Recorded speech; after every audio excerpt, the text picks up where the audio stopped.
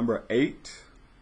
Now we're moving on to use the quadratic formula to find any real solutions. So usually we use the quadratic formula when it doesn't factor.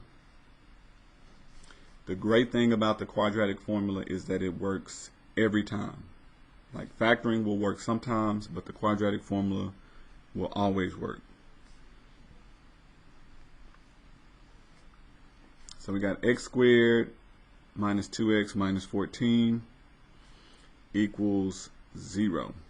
So you need to compare this expression to your standard form. A x squared plus bx plus c. And in order to do quadratic formula, we first need to identify a, b, and c.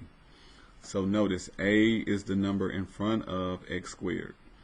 So don't tell me that a is x squared. A is the number that is in front of it. There's no number shown here. It's understood to be a 1. So you need to know that. They don't write the 1. It's not 0 if you have an x squared term. So if x squared was missing, if you didn't have it at all, then it would be 0. But since you do have an x squared, they understand that you can see that there's 1, and they don't feel that we need to write 1. So a is 1. The number in front of x, 2, but the minus is going to be b is negative 2. And then the constant term c is going to be negative 14. Alright, so the quadratic formula, our x value, x equals negative b plus or minus big square root of b squared minus 4 times a times c all over 2a. Now for those of us who are a little bit older, my teacher taught me to sing this to Gilligan's Island. I don't know if that's a very popular show nowadays, but we would memorize this formula. You need to have this memorized. And we would sing it to Gilligan's Island. The younger generation sings it to the Jack in the Box tune. So they do the Jack in the Box tune. So they go negative b plus or minus square root of b squared minus 4 times a times c all over 2a. And so that's how they use to memorize it. So if you can put something in music, it really helps. People find memorizing music and songs pretty easy. So find a method, commit it to memory. You need to know this. We use it a lot. Alright, so once you have the formula, once you have identified a, b, and c, we're going to plug them in and we're going to solve. So we get x equal negative b, so the opposite of b. So it's a negative 2 right now, but when I make the opposite, when I negative times a negative, it becomes positive.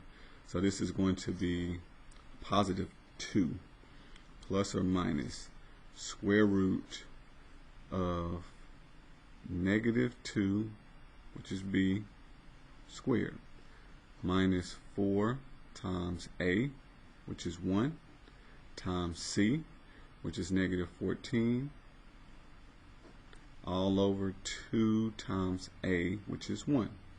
So we just plug everything in, and then we're going to simplify. So 2 plus or minus, that's going to be square root, that's a 4. 4 times 14, 28, 56, positive 56.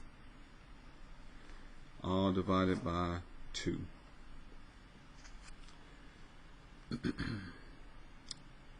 2 plus or minus the square root of 60 divided by 2. And 60 does not have a perfect square. There's nothing times itself to give you 60. Think the right before this is 7 times 7 is 49, and then 8 times 8 is 64. So it's right between 7 and 8. So what we do is we reduce the radical. So we got to go over a previous previously learned skill. So square root of 60, we're going to try to reduce this.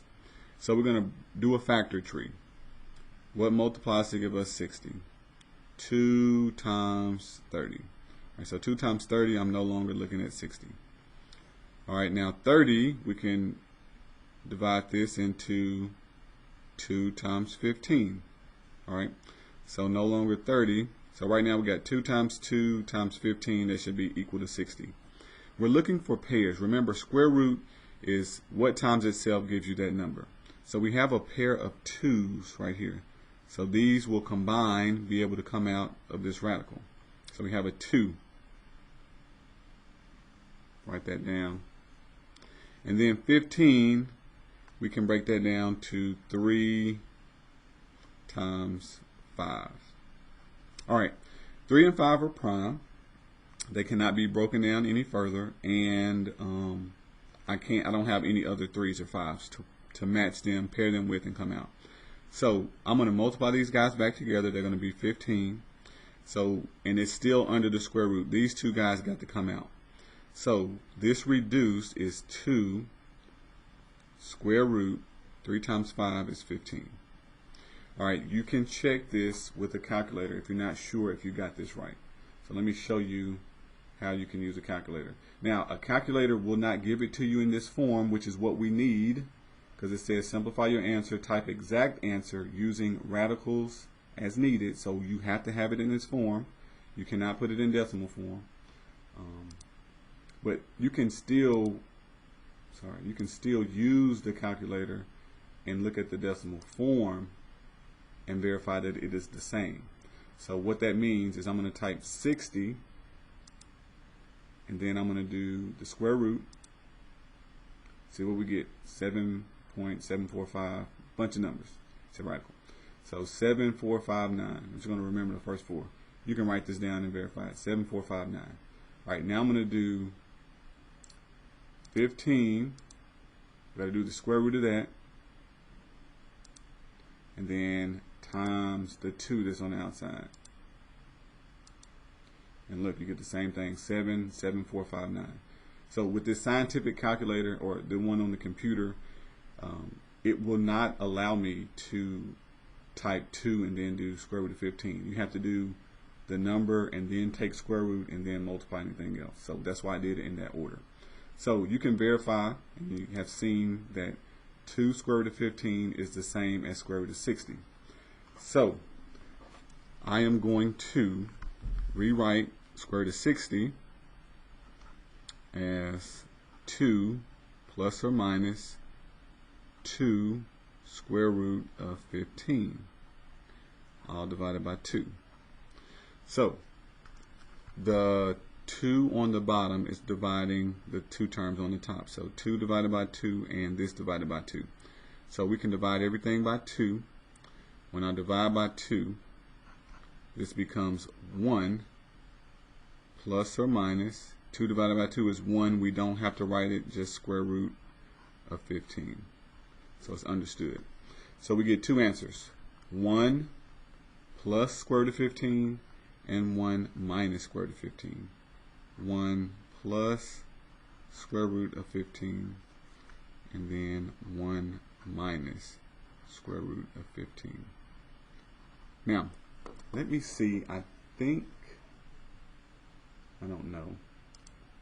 I think, yeah, we can do this plus or minus. So I'm going to do 1, and instead of me writing it separately, I'm going to just do plus, minus, and then square root of 15. I think it takes it in that form. That's the best, condensed, easiest way to write it. But you do need to understand there's 2 separate numbers like that.